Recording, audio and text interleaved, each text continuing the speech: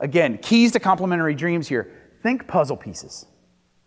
Think puzzle pieces. There's a fill in the blank for you there. Think puzzle pieces. Now, a lot of times when we start to think about the things that we need, you know, sometimes when people write down, you know, their dreams and they think about some of the things they have in place, that's kind of fun to think about. But sometimes when we start to think about the things we need, it feels like a weakness, right? It feels like maybe even something we should hide a little bit, you know, because we're thinking about the stuff that we don't have.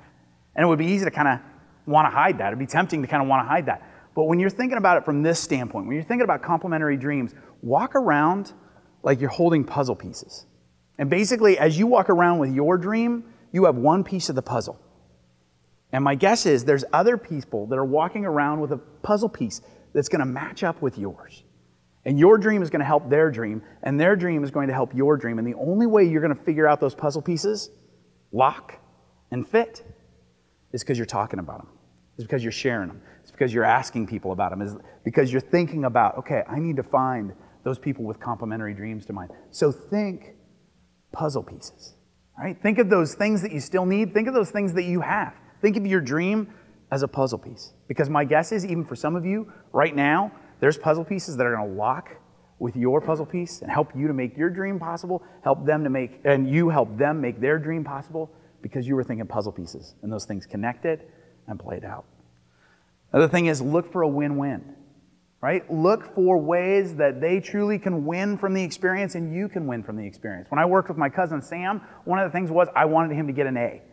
Not just because I wanted him to be successful, but I wanted him to get an A. I wanted him to actually learn from the process, right? I wanted him to grow. I wanted him to stretch. I wanted it to be a great win for him. But I also wanted to create good stuff, right? So, I mean, look for the win-win. When you're working with someone else, look for that win-win. And then also make it a great experience. Sometimes when you're working with a team, especially on something like an event or those types of things, times it can get stressful. Times it can get hard. And when you're working with somebody with a complementary dream, concentrate on, keep it an intentional goal to make it a great experience for everyone.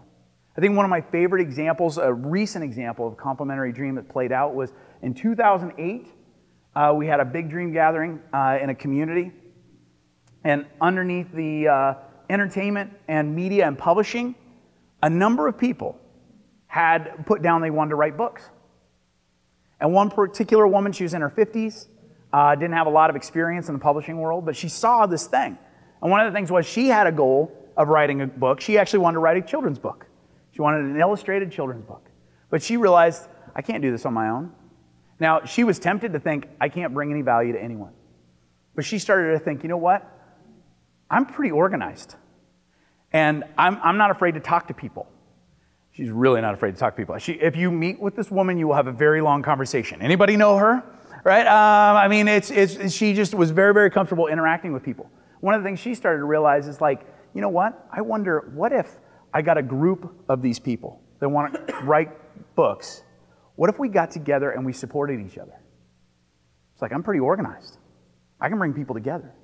And so she basically reached out to all the authors or budding authors on the wall and said, what if we got together and formed a group and we kind of coached each other through, we encouraged each other through the process of writing a book? Pretty cool, because in 2010 we came back to the same community, did that big dream, and actually I think out of the 6 people that were in that initial group, 4 people had published books, including the organizer, Sherry Needing, who had published 2 books by then. It was one of those things where they all had complementary goals, complementary dreams, and they wanted to work together to make that happen. I see a lot of people that have like a goal of running a marathon. Who had a goal of running a marathon or a triathlon? A lot of them on the wall. That's awesome. What if you guys held each other accountable? What if you formed, you're probably already thinking about it, aren't you? What if you formed a group? You didn't even have to meet physically, but what if you held each other accountable to that? You know, what maybe are some other groups where there's some consistency, where maybe it's a different goal, but there's similarities or ways that you could help each other out? What if you could do that? What if you could take Sherry's model, right, and help to see each other's dreams happen?